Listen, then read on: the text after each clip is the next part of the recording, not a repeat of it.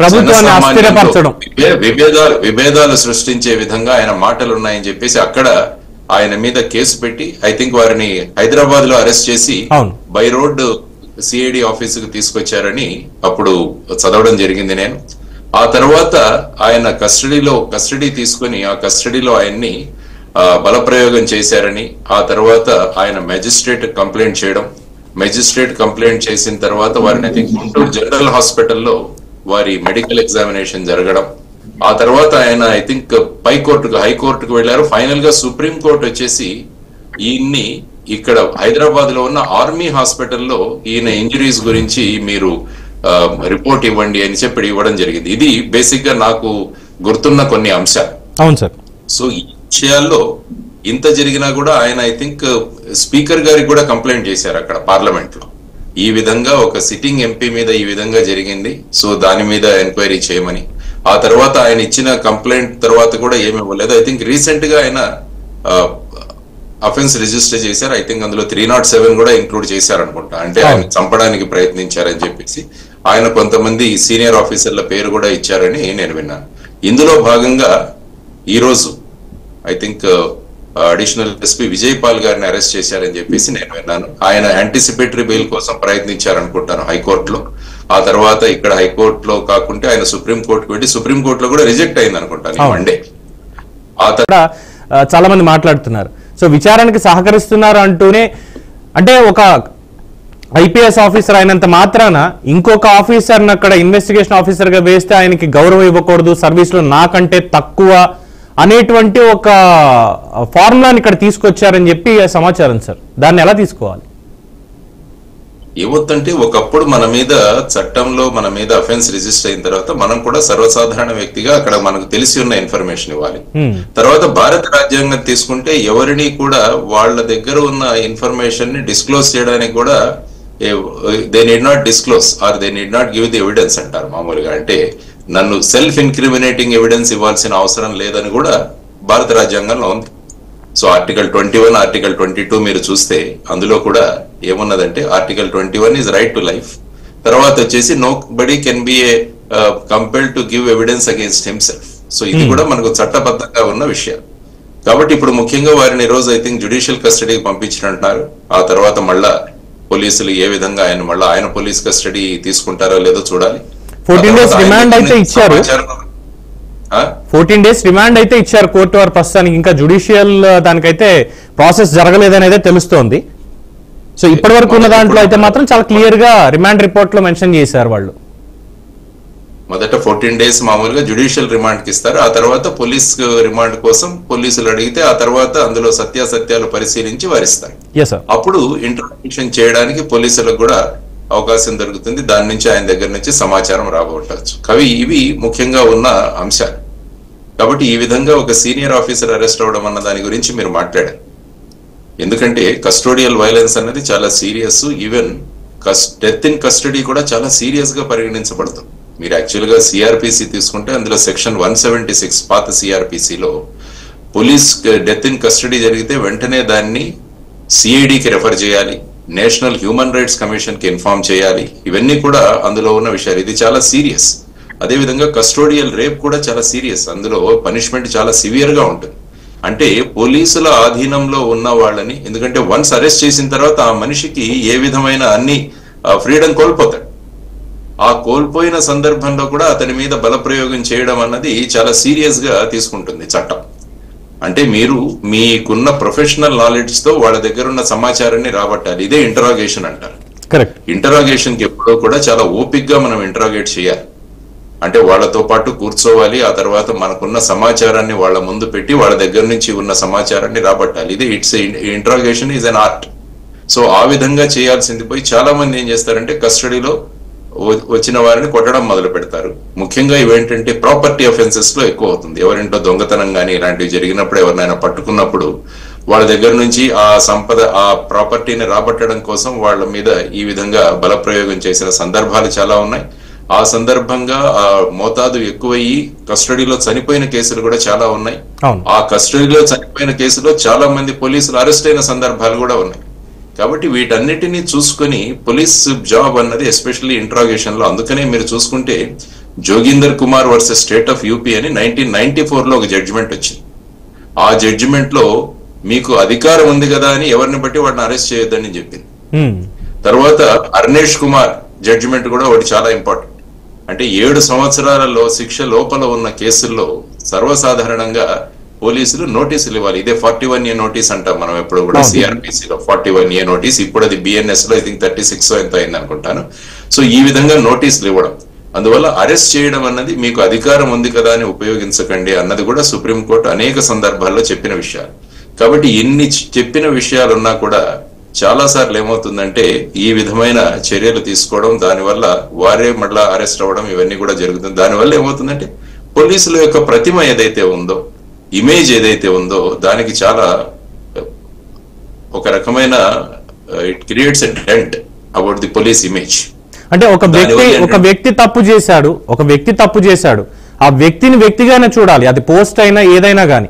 But ఇక్కడ ఒక వ్యవస్థకి ఎలా అయిపోయిందంటే పూర్తిగా ఆ వ్యవస్థే బురదగా మారిపోయింది, అందులో ఉన్న వాళ్ళందరూ కూడా తప్పు చేసేటువంటి వాళ్లే అనేటువంటి ఒక అభిప్రాయం ఎస్పెషల్లీ గత 5-6 సంవత్సరాల్లో ఏపీ ప్రజల్లో ముఖ్యంగా ఫిక్స్ అయిపోయింది. ఎందుకంటే హెబియస్ కార్పస్ పిటిషన్స్ కావచ్చు, లేదంటే రఘురామకృష్ణరాజు టార్చర్ కావచ్చు, సోషల్ మీడియా అరెస్టులు, లేదంటే నేతల అరెస్టులు, వాళ్ళ దగ్గరికి వెళ్ళి అరెస్ట్ చేయడాలు, ఇవన్నీ వి ఎక్స్పీరియన్స్డ్ ఇట్.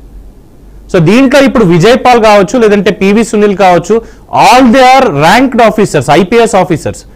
ఒక ఐపీఎస్ ఆఫీసర్ మీద ఏమన్నా ఒక అలిగేషన్ వస్తోంది అంటే ప్రభుత్వం నుంచి కానీ, పబ్లిక్ నుంచి కానీ, లేదా మా మీడియా హౌసెస్ కానీ ఏమన్నా మాట్లాడుతున్నా ఉంటే ఇమ్మీడియట్ గా మీకున్నటువంటి ఒక ప్రివిలేజ్ ఐపీఎస్ ఆఫీసర్స్ అసోసియేషన్ వెంటనే వాళ్ళు ముందుకు వస్తారు. తప్పు ఉంటే ఇది తప్పు, మీరు ఖచ్చితంగా క్షమాపణ చెప్పాలి అంటారు. బట్ ఇక్కడికి వచ్చేసరికి all the IPS officers who are in that association are victims now, అంటే అక్యూజ్డ్ నౌ. సో దాన్ని ఎలా తీసుకోవాలి సార్? అంటే ఏంటంటే బేసిక్ గా రూల్ ఆఫ్ లా, చట్టం ముందు అందరూ సమానులే అన్నది మనం గుర్తించాలి. ఈ రోజు అధికారం ఉంది కదా అని ఉపయోగిస్తే చట్టం కొంత లేట్ అవ్వచ్చు కానీ, జస్టిస్ కొద్దిగా డిలే అవ్వచ్చు కానీ అది డినైడ్ మటుకు అవ్వదు. ఎప్పుడో ఒకప్పుడు దాని ఎఫెక్ట్ మనకు పని చేస్తుంది. అందుకనే చట్టబద్ధంగా పనిచేయడం చాలా ముఖ్యమని, ముఖ్యంగా ట్రైనింగ్ సెషన్స్ అప్పుడు కానీ మధ్యలో ఇవన్నీ కూడా సీనియర్ అధికారులు అందరూ కూడా జూనియర్ అధికారులు మేము ఎప్పుడు కూడా వాళ్ళకి ట్రైనింగ్ సెషన్స్ ఇవన్నీ తీసుకుంటుంటాం. అందుకనే ఎవరైనా వ్యక్తి అరెస్ట్ అవ్వగానే వెంటనే దాని ఇన్ఫర్మేషన్ కూడా సీనియర్ అధికారికి వస్తుంది. ఆ సందర్భంగా వాళ్ళకున్న హ్యూమన్ రైట్స్ ను పాటించమని సీనియర్ అధికారులు వీళ్ళందరికీ కూడా చెబుతుంటారు. యాక్చువల్ గా మీరు సిఆర్పిసి చూసుకుంటే అరెస్ట్ చేసిన వాళ్ళ లిస్ట్ కూడా ఈవెన్ డిస్ట్రిక్ట్ కలెక్టర్ కూడా పంపించారు. అది కూడా ఒక బంధనం మనకు దాంట్లో. సో ఈ విధమైన ఉన్నప్పుడు కూడా అంటే మనం ఏమనుకుంటామంటే మనకేం అవ్వదులే అన్న ధీమాలో ఉంటారు చాలా మంది.